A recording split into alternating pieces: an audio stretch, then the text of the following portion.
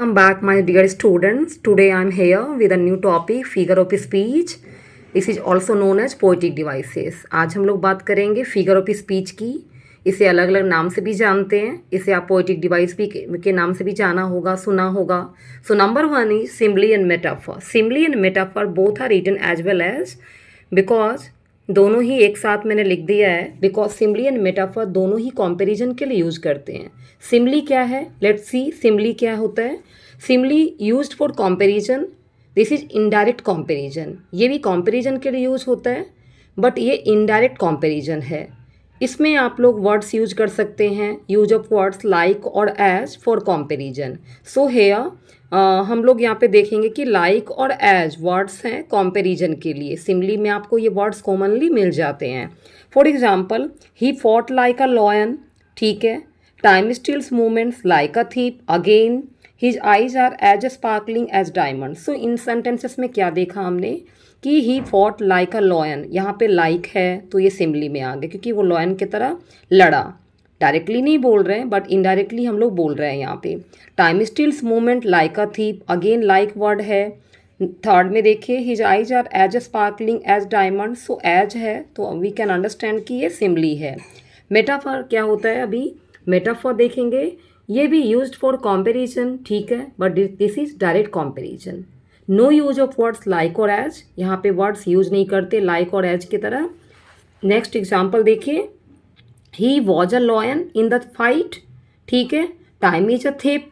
His eyes are sparkling diamonds. इन sentences में हमने कोई भी वर्ड्स नहीं लिया लाइक और एज. डायरेक्टली हमने बोला कि ही was a lion in the fight, कि वो फाइट में क्या था, एक लॉयन की तरह था. Time is a thief, lion था. Time is a thief, time एक चोर है. His eyes are sparkling diamonds, उसकी आंखें स्पार्कलिंग डायमंड्स से हम यहाँ पे डायरेक्टली बोल दे रहे हैं.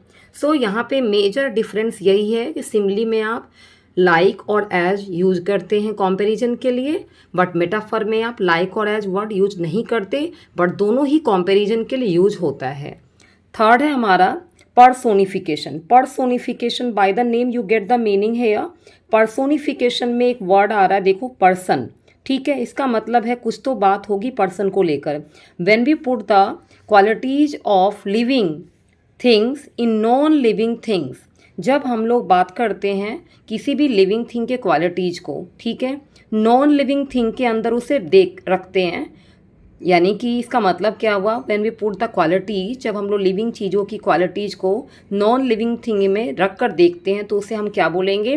Personification. For example, the whole town was sleeping. अब यहाँ पे टाउन क्या है? नॉन लिविंग है, बट हमने उसे क्या किया? ह्यूमन क्वालिटी दे दिया. हम लोगों ने बोला कि whole town was sleeping. Second है the fire swallowed the whole forest. Again हमने फायर को नॉन लिविंग है बट लिविंग कैरेक्टरिस्टिक्स दे दिया. The flowers danced in the breeze. The wind whispered through the leaves. The moon smile down on us. So यहाँ पे बहुत सारे examples मैंने दिखाया आपको कि कैसे नॉन लिविंग को हमने लिविंग कैरेक्टरिस्टिक दिया, एंड ये पर्सोनिफिकेशन के पर्सोनिफिकेशन के सिंबल को दिखा रहा है. So these are the important poetic devices. After that देखेंगे हम लोग. नेक्स्ट है हमारा हाइपरबोले. हाइपरबोले क्या है? An exaggerate speech for emphasis और dramatic effect to grab the reader's attention. यहाँ पे क्या है? Hyperbole, by the name you get the meaning, कि यहाँ पे किसी भी बात को हम लोग बढ़ा चढ़ा कर बोलते हैं, एक ड्रामेटिक इफेक्ट डाल देते हैं. एक ड्रामेटिक इफेक्ट डालकर हम उसे रीडर के अटेंशन को लेना चाहते हैं कि रीडर क्या बोल रहा है ना, उसके बात को सुनने के लिए मजबूर कर देते हैं हम लोग. I was so hungry that I could eat a horse. मैं इतना भूखा था कि मैं घोड़ा भी खा सकता हूँ. She cried a river of tears. He ran faster than the speed of light. All the perfumes of Arabia will not sweeten this bloody hand. I have told you a million times. So यहाँ पे बहुत सारे examples हैं जो आप देख रहे हैं कि कैसे एग्जाजरेट फॉर्म में है और इन ड्रामेटिक इफेक्ट को यहाँ पे ड्रामेटिक इफेक्ट को कोलैबोरेट करते हैं. नेक्स्ट है हमारा यूफेमिज्म. यूफेमिज्म क्या है? It is a way of saying unpleasant things, offensive and insulting in a pleasant manner. किसी भी अनप्लीजेंट बात को प्लीजेंट वे में कैसे बोलेंगे, ये आपका पोएटिक डिवाइस है euphemism. Like he is in between jobs. अभी अनएम्प्लॉयड है तो हम उसे अनएम्प्लॉयड ना बोलकर बोल सकते हैं कि he is in between jobs. His father passed away yesterday, passed away के जगह पे आप पास्ट अवे है तो डाइड है, तो आपके दे पास्ट अवे है तो आप यूज किया आपने यहाँ पे क्या, passed away. He is differently abled, disabled, ठीक है, he is differently able, disable के जगह पे आपने डिफरेंटली एबल लिया, वैसे ही आपने पास्ट अवे है डाइड के लिए आता है, आपने एक अच्छे वे में बोला। The employees were laid off, fired के जगह पे लेड ऑफ यूज किया। I am under the weather, most importantly you have frequently seen this word, I am under the weather, मैं बीमार हूँ। सिक बोलते हैं, I am sick, but I am under the weather सुनने में अच्छा लग रहा है, यूफेमिज्म है ये। He has lost his marbles, आप किसी को पागल बोलते हैं या पागल बोल दिया या बोलना है तो आप देखो मैड बोलेंगे तो अच्छा नहीं लगता।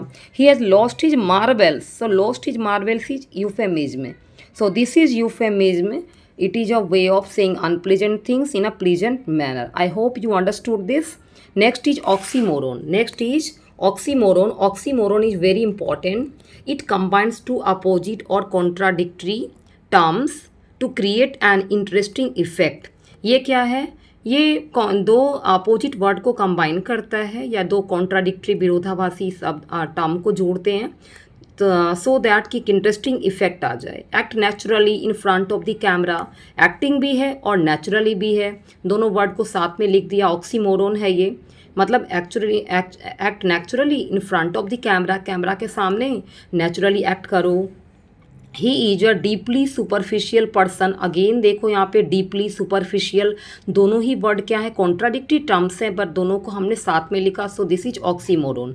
He was clearly confused about the plan, clearly and confused both are coming here, okay, to give you contradictory terms, ठीक है, तो ये भी ऑक्सीमोरन हो गया। This is a virtual reality, again virtual and reality, ठीक है। It was an open secret, ये भी देखो आप open secret, this is also oxymoron. So this is oxymoron. Basically you have to learn to opposite और contradictory terms to create an interesting effect. Next is alliteration. It is the repetition of the same initial consonant sound for rhythm or emphasis. ठीक है, ये क्या है, repetition होता है यहाँ पे सेम इनिशियल कॉन्सोनेंट साउंड का, ठीक है, कोई रिदम के लिए या कोई इम्फेसिस करने के लिए, लाइक बार बार एक बात को इम्फेसिस करके बताने के लिए, दबाव डाल के बताने के लिए। The girl grabbed the golden goose and ran, the girl grabbed है G G G, again you can see यहाँ पे एक रिपीटेशन हो रहा है, ठीक है, इनिशियल कॉन्सोनेंट साउंड का। Most monster don't mind making messes, ठीक है। Stern vans strew still waters, she sells by the sea shore, again you can सी कि यहाँ पे भाई क्या हो रहा है, रिपीटेशन हो रहा है इनिशियल कॉन्सोनेंट साउंड का for rhythm. Okay, next is pun. Pun is very important. Its meaning is it has two meanings. You can say it is a play and words of often humorous that have more than one meaning. एक तरह से ये देखा जाए कि words का fun बनाता है, इसके दो मीनिंग हो जाते हैं। For example you can see here, the horse is a stable animal. Horse क्या है, एक स्टेबल एनिमल है। Stable means both calm and a place for horses. Fishes are smart because they live in schools. School means both here place of study and a group of fish. I completed my homework could mean school work or work at home. Why don't some couples go to the gym? Because some relationships don't work out. Here work out का मतलब यहाँ पे exercise भी हो सकता है and problem को solve करना भी। सो पन का बेसिकली मतलब आप देखेंगे एक वर्ड है जिसके दो मीनिंग आते हैं। जैसे यहाँ पे स्टेबल एनिमल बोला मैंने, सेकंड में बोला कि they live fishes are live in school, तो स्कूल का मतलब भी दो आ रहा है यहाँ पे, ठीक है। होमवर्क का मतलब भी दो आ रहा है, ठीक है। उसके बाद है आपका नेक्स्ट हमारा आता है paradox. It is a statement which expresses two opposite और कॉन्ट्राडिक्टरी आइडियाज। ऑक्सीमोरन में आपके टू कॉन्ट्राडिक्टरी क्या थे, टर्म्स थे, और यहाँ पे पैराडॉक्स में क्या है, टू अपोजिट और कॉन्ट्राडिक्टरी आइडियाज हैं। So here if you wish for piece prepare for war, यदि आप शांति चाहते हो तो आपको युद्ध के लिए भी तैयार रहना होगा। To save money you have to spend it, पैसे को बचाना है तो आपको उसे खर्च भी करना होगा। Water water everywhere but not a drop to drink, पानी हर जगह है बट एक ड्रिंक के लिए एक बूंद भी नहीं है। Death is the end yet the beginning, death end भी है बट ये शुरुआत भी है। Don't go near the water until you learn to swim, ठीक है। ये सारे एग्जाम्पल आपके किसके हैं? सारे एग्जाम्पल आपके पैराडॉक्स के हैं। Next is irony, irony is also very important. Expected versus reality, in short you can understand this is expected versus reality. So here when you say something which is completely opposite to what you mean or what the reality is, actually ये mild sarcasm है। when you say something which is completely opposite, जब आप कुछ ऐसा बोल रहे हो जो बिल्कुल उसके अपोजिट है, विपरीत है, ठीक है, रियलिटी कुछ और है और बात कुछ और है यहाँ पे, तो उसे हम लोग आयरनी बोलेंगे। ये एक तरह से माइल्ड सरकाज्म है। The traffic cop got a speeding ticket, यहाँ पे देखो एग्जांपल है कि ट्रैफिक कॉप को एक स्पीडिंग टिकट मिल गया।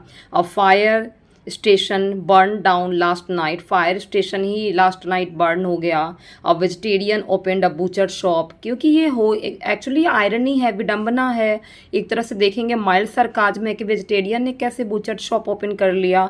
अ police station is broken into and burgled. A pilot has fear of heights, ये सारे एग्जाम्पल्स आपके किसके हैं? आयरनी के। वेयर अगेन देखिए एक बार, when you say something which is completely opposite to what you mean, जब आप कुछ ऐसा बोल रहे हो something which is completely opposite, वो बिल्कुल ही अलग है टू वाट यू मीन, आप समझ कुछ और रहे हो, बोल कुछ और रहे हो, ठीक है, और वॉट द रियलिटी इज, ठीक है। Next is onomatopoeia, it is a figure of speech in which words are use to imitate sounds, ये साउंड की नकल करता है, इमिटेट करता है। For example the clock ticked loudly in the silence, अब ये टिक्ड वर्ड है, ये ओनोमेटोपिया का एग्जाम्पल है। Ticked echoes a clock sound, ठीक है। नेक्स्ट है the bees buzzed around the hive, okay, तो बज्ड यहाँ पे क्या है? Mimics the sound of bees. Let's see two example. The door creaked as it opened, अब अगेन यहाँ पे क्रेक्ड है, this is again onomatopoeia. The snake hissed as it slithered away. So these are the basically poetic devices. I hope you understand. मुझे आशा है थोड़ा तो समझ में आया होगा आपको. If you like it then subscribe my channel and press the like button. Thank you so much.